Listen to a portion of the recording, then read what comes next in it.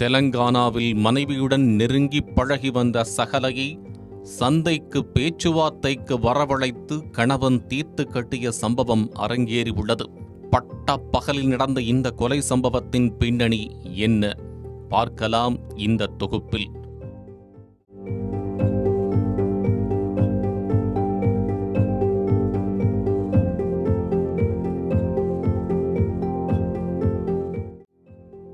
தெலங்கானா மாநிலம் பெத்தவள்ளி மண்டலம் அப்பன்னப்பேட்டை கிராமத்தைச் சேர்ந்தவர் போலம் குமார்.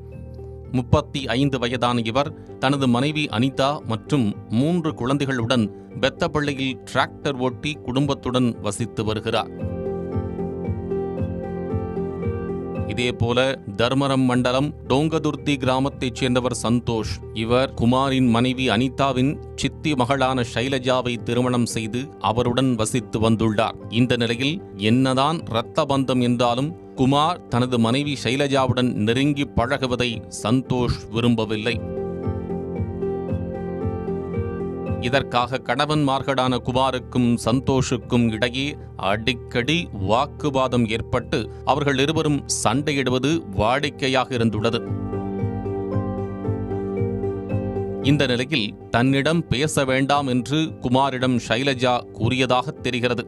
ஆனால் குமார் விடாமல் ஷைலஜாவிடம் பேசி வந்துள்ளார். இதனால் கடுப்பான ஷைலஜா தனது கணவர் சந்தோஷிடம் இதுகுறித்து கூறியுள்ளார். இதனால் என்னுடைய மனைவி கிட்டதான பேசணும், வா பெத்தபள்ளி வேளாண் சந்தையில் வச்சு பேசுவோம் என்று கோபமாக கூறியுள்ளார் சந்தோஷ். இவர்களது இந்த பேச்சை கேட்ட குமார் ஷைலஜாவிடம் எப்படியாவது பேசிவிடலாம் என்று எண்ணி பெத்தபள்ளி வேளாண் சந்தைக்கு சொன்னபடி சென்றிருக்கிறார். இதனையடுத்து சந்தோஷ் அவரது மனைவி ஷைலஜாவுடன் அங்கு சென்றுள்ளார்.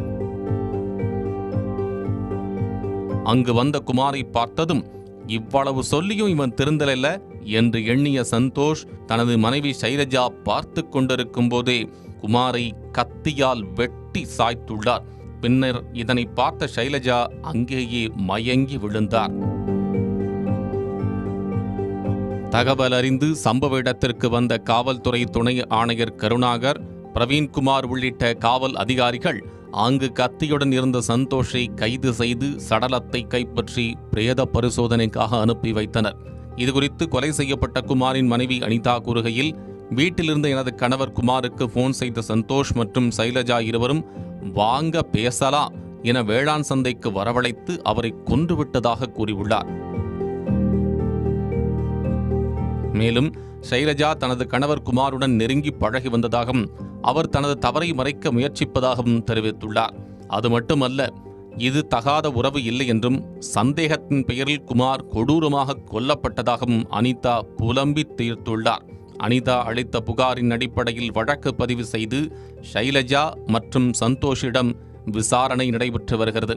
இந்நிலையில் மனைவியுடன் நெருங்கி பழகி வந்ததால் மார்க்கெட்டிலேயே சகலையை கணவர் ஒருவர் குத்தி கொன்ற சம்பவம் அப்பகுதியில் பெரும் பரபரப்பை ஏற்படுத்தியுள்ளது.